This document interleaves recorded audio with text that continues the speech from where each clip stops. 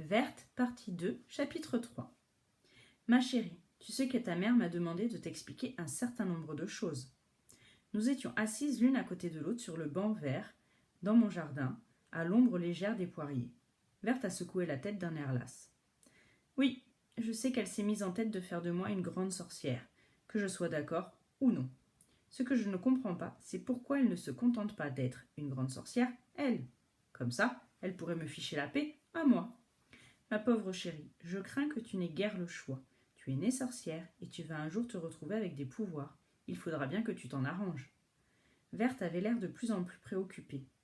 Vois-tu, mamie, ce qui m'énerve le plus, c'est que je ne peux pas choisir. Ce n'est pas juste d'être obligée de faire des choses que l'on n'a pas envie de faire. Je suis très bien comme je suis, je ne veux pas changer. Je ne veux pas ressembler à maman. Elle n'a qu'à ressembler elle-même. Elle n'a qu'à se ressembler elle-même puisqu'elle se plaît tant. Ne te moque pas trop de ta mère. Tu lui ressembles forcément un peu, quoi que tu en penses. Elle t'a transmis ses dons à la naissance. Même si elle t'avait abandonné, même si elle ne s'était jamais occupée de toi, tu deviendrais quand même une sorcière. C'est comme ça, c'est la nature. Je suis contre la nature, a dit Verte. J'ai posé la main sur son genou. Alors la bataille est perdue d'avance, ai-je remarqué. La nature gagne toujours ce genre de petites bagarres. Tant pis, je me battrai quand même. Décidément, cette tête de mule ressemblait vraiment à sa mère. À contempler son visage furieux, ses yeux fixés sur ses chaussures, ses poings serrés sur ses genoux, je me retrouvais 30 ans plus tôt. Je revoyais Ursule, ses révoltes et son obstination. Posons la question autrement, lui ai-je proposé. Qu'est-ce qui t'ennuie vraiment dans la sorcellerie? De devoir ressembler à ta mère? Cette façon de voir les choses devait convenir à Verte, parce qu'elle a levé les yeux vers moi en souriant.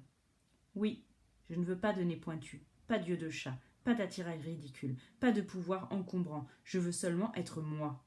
Je t'assure que tu peux très bien devenir une petite sorcière à ta façon particulière. Personne ne te demande de te déguiser, rien ne t'oblige à ressembler à une chipie arrogante, ni même à te servir de tes pouvoirs. Mais il faut quand même que tu sois avertie. Ensuite, tu agiras comme tu le souhaites. Cette fois, ma petite fille a eu l'air soulagée. Elle a poussé un soupir et j'ai vu ses épaules se détendre. Tu es sûre, mamie? Certaine, chérie. Bon, alors explique-moi tout de suite et après, nous pourrons nous amuser. Allons-y, je t'emmène dans mon atelier. Nous sommes descendus par le petit escalier qui mène à la cave où j'ai aménagé mon atelier. Il y avait un certain temps que je n'y étais pas entrée. Les herbes folles avaient poussé au pied de la lourde porte de fer. La clé a grincé dans la serrure rouillée. La porte s'est entrebâillée sur une paisible obscurité. Mon atelier dégageait un parfum doux où se mariaient la poussière, la marguerite et le champignon.